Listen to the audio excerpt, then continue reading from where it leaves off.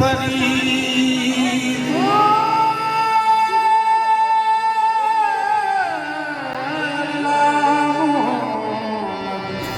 जानो या आदि खाजा कुतीर फरीद निजामुद्दीन की आस बुझायो सो खुसरो भयो